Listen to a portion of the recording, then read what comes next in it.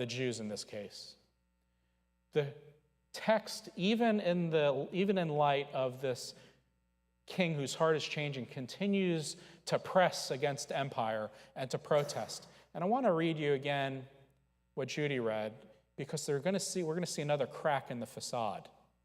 Notice chapter 4, verse 1. King Nebuchadnezzar, to all the peoples, nations, and languages that live throughout the earth, may you have abundant prosperity. The signs and wonders that the Most High God has worked for me, still using very me-centered language, I am pleased to recount. How great are his signs, how mighty is his wonders. His kingdom is an everlasting kingdom, and his sovereignty is from generation to generation. I, King Nebuchadnezzar, was living at ease in my home and prospering in my palace. There's the crack in the facade again.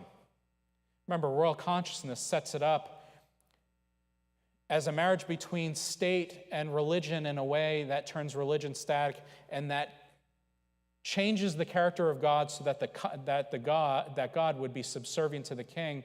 And what we see the crack here is another point, and that is of prosperity and of sovereignty. Notice prosperity appears twice in these six verses.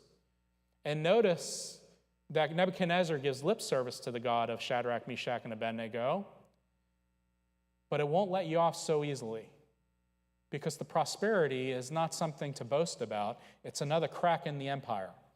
I want you to go to the next verse, verse 5. I saw a dream that frightened me. My fantasies in bed and the visions of my head terrified me. He's still having restless nights. So he summons Daniel, and I want you to read verse 8, and I want you to notice something very specific here. Verse 8. At last Daniel came in before me, he who was named Belteshazzar, after the name of whose God? My God. And it's not the God of Israel. He's still touting his privilege, and he's touting his prosperity.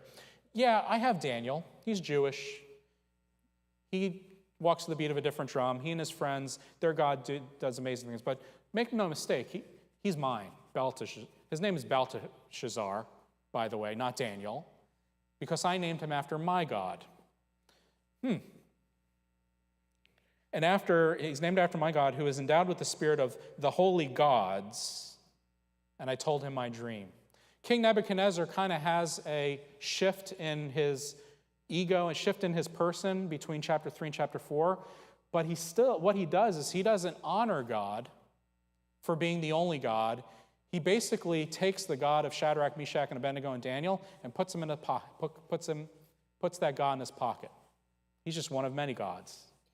You see, he doesn't serve or surrender to this God. He just adds them to the list so that whenever it's convenient, whenever he needs to sway the electorate, whenever he needs maybe a few more votes in the coffers, he can always reach in his pocket and pull out the God of Abraham, Isaac, and Jacob. And Daniel comes on the scene and interprets the dream and simply says, the dream is about your downfall. God is going to break you. The dream comes to pass. Nebuchadnezzar goes mad. And by the end of the story, rather than serving as the sovereign king, he's out in the field eating grass with the cattle. And God breaks him. And Scripture tells us that he comes to his senses and he comes back and he finally sings God's praises and acknowledges that there is only one God, the God of Israel.